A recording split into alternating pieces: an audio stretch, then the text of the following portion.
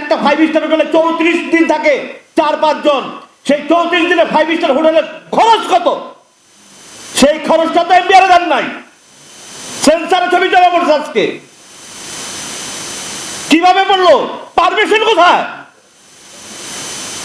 সিনেমার পারমিশন কোথায়?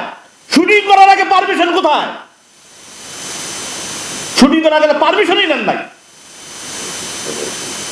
এগুলো কথা আমরা, ওই যে মাননীয় প্রধানমন্ত্রী বলছে যে আমরা অন্যকে কখনো সাপোর্ট দেবো না, আমরা অন্যকে আসলে কোনোদিন সাপোর্ট দেবো না।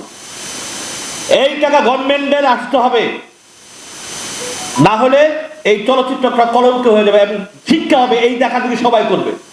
সিনেমার পারমিশন নিলাম না, সিনেমার শুটিং কিছু করলাম না, সিনেমার ট্রেলার গান টান সেটা ভুলুস্ত, অথচ কোন তথ্য মন্ত্রণালয় গোনা ধরে নাই তারা।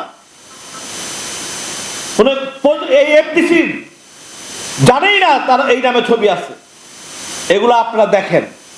আমাদের ছবি আমরা ছবি বানাবো, কিন্তু আমরা নিজের পকেট কিনা বলবো না যে আমার ছবি সুপারহিট।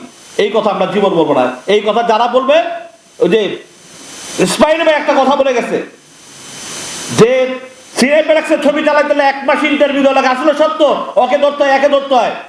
কারণ আমরা স্পাইন ভাইয়ের টিকিট কিনে হলে দর্শক ঢুকাবো না। এই জিনিসগুলো আমি আপনাদের মাথায় দিয়ে রাখলাম। যখন বলে যে আমরা খুব সুন্দর ছবি বানাইছি, অথচ তারা হলে যা 50টা 60টা 70টা 100 150 200 টিকিট তারা নিজেরাই কেটে সেই টয়লেটে সেই টিকিট পাওয়া যায়।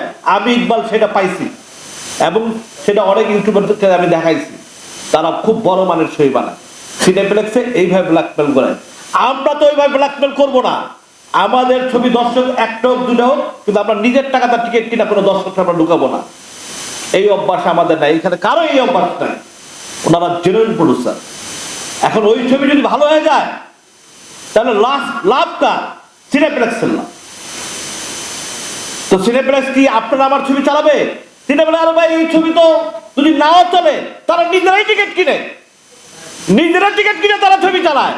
তো আমরা তাকেও ছবিই চালাবো কেন? আপনার ছবি চালাবো কারণ আপনার সিনেমাতে আমাদের ইগো লাগে যে আমাদের টিকিট আমরা নিজেরা কিনা দর্শক ঢুকাবো। দায়িকা রেখে বলবো টিকিট নেন। এমন 100 ফোন আসে আমার কাছে যে ভাই ছবিটা রিলিজ করছি, আপনার জন্য কিন্তু টিকিট রাখছি।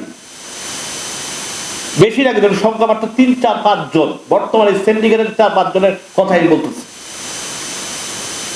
এই সিন্ডিকেট লাভবান হচ্ছে সিনেপ্লেক্সটা, এবং ওই টাকাগুলো তারা কই থেকে পায়? এইটা একটা বড় প্রশ্ন। আজকে আপনি ইন্ডিয়াতে শুটিং করেন, কয় টাকা ইনকাম ট্যাক্সকে আপনারা দেন? কিভাবে করেন?